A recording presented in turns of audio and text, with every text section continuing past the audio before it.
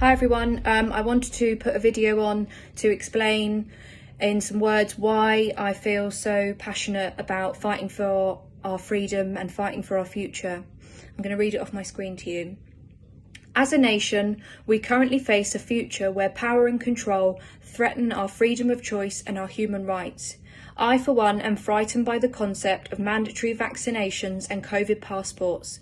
This does not make me a COVID idiot, a COVID denier, a conspiracy theorist or an anti-vaxxer, and I will not be discredited as one. Regardless of my beliefs on COVID-19 vaccines, a future whereby our lives are heavily restricted by refusing a medical intervention or refusing to comply with mass testing or mandatory masks is something that has never before faced the human race. It leads me to feel trapped, oppressed and dehumanised. It leads me to feel as if I will live a small and insignificant life where I will no longer have freedom, and I fought hard for my freedom. As a child, I faced a situation over which I had no power. I was abused by someone who was meant to care for me. I retreated into myself and became so small and withdrawn because life was safer this way. If I spoke or made too much noise, I would be overpowered and downtrodden. For years I was subjected to coercion, psychological manipulation and abuse of power, and I spent the first 25 years of my life self-harming in more ways than one and suffered with bouts of severe mental illness and suicidality. On this journey, I reached a stage where I faced two options.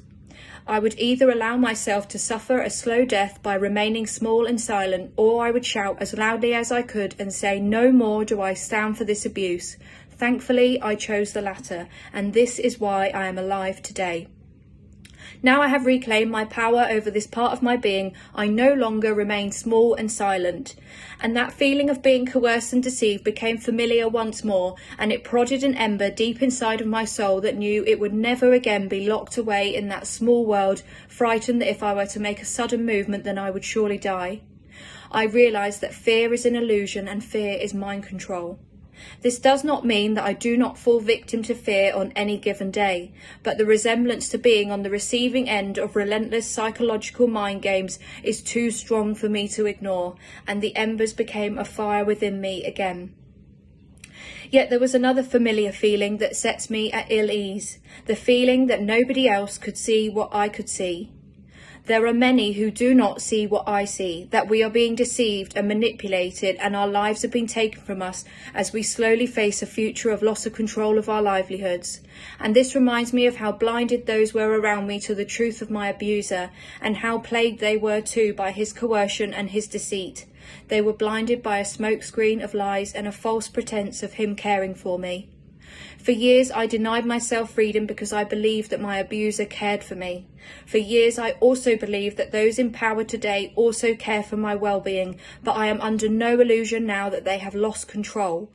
Learning to stand in my truth became like using a new muscle. I began to understand, listen and trust my inner knowing, knowing that something is very, very wrong, just as I knew that something was very, very wrong with my childhood. I began to find more people who see what I see, similar to how I have found other people who have also had their childhood innocence stolen from them, and we share the same embers inside of us that glow to remind us that we will never go back. I would rather die than remain small and silent and sell my power away to those who are deeply corrupted. I have been there before. I am worth more than this. We are all worth more than this. There will be those whose safety is threatened by my words. I spent many years trying to please and to be liked by everyone, but this is not reality. I have already been attacked with words and labelled as a disgrace for standing in my truth. But I am a human being with experience that tells me there is nothing worse than sacrificing your soul for the sake of fear. My truth is that we must no longer be subjected to live under such unjustifiable levels of fear and coercion. We must act before the damage becomes irreparable. Sometimes I feel as if Armageddon is waiting in the shadows and doomsday will hit tomorrow, but I have come to understand that this is a voice of a traumatised child who believed that the world would end if she found her voice, and the world did not end, my world began. And the fact is that we will stand up for our rights with integrity and we will build ourselves a better future. I do not consent to the new normal. Thank you for listening.